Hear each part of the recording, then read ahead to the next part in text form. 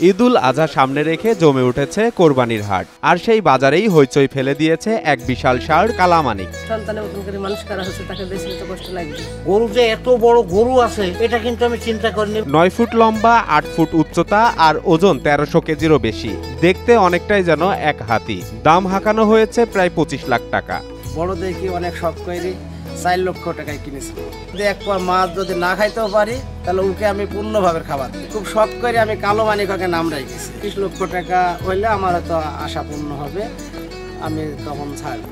গরুর মালিক শাহরুল 1 বছর আগে ফিজিয়ান জাতের এই ষাঁড় গরু কিনেছিলেন 4 লাখ টাকায়।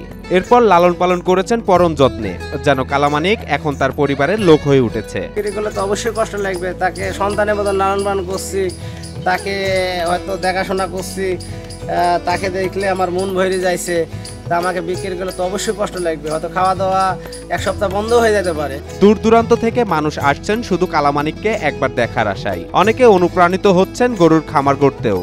তাকে দেখে স্বপ্ন দেখছি যে খামার করার চেষ্টা করব। কালামানিক বিক্রির জন্য সার্বিক সহায়তা করা হচ্ছে বলে জানালেন গাংনী উপজেলা প্রাণী সম্পদ কর্মকর্তা ডাক্তার মোহাম্মদ মোত্তালেব আলী। এই প্রাণীটির বেড়ে ওঠা থেকে শুরু করে তার চিকিৎসা পরামর্শ এবং বিভিন্ন সময় এই হৃষ্টপুষ্টকরণে আমরা তাকে ফিড ফর্মুলেশন থেকে শুরু করে আধুনিক বৈজ্ঞানিক প্রযুক্তি সম্পর্কে তাকে আমরা অবহিত করেছি এবং তিনি সেগুলো মেনে চলার চেষ্টা করেছেন। ভালো দামে বিক্রির জন্য আমরা তাকে বর্তমানে অনলাইনে প্রচারণা সহ বড় বড় যারা বিভিন্ন শিল্প গ্রুপ যারা এই ধরনের বড় প্রাণী কিনতে আগ্রহী, আমরা চেষ্টা করছি তাকে আমরা লিঙ্ক আপ তৈরি করে দেওয়ার জন্য।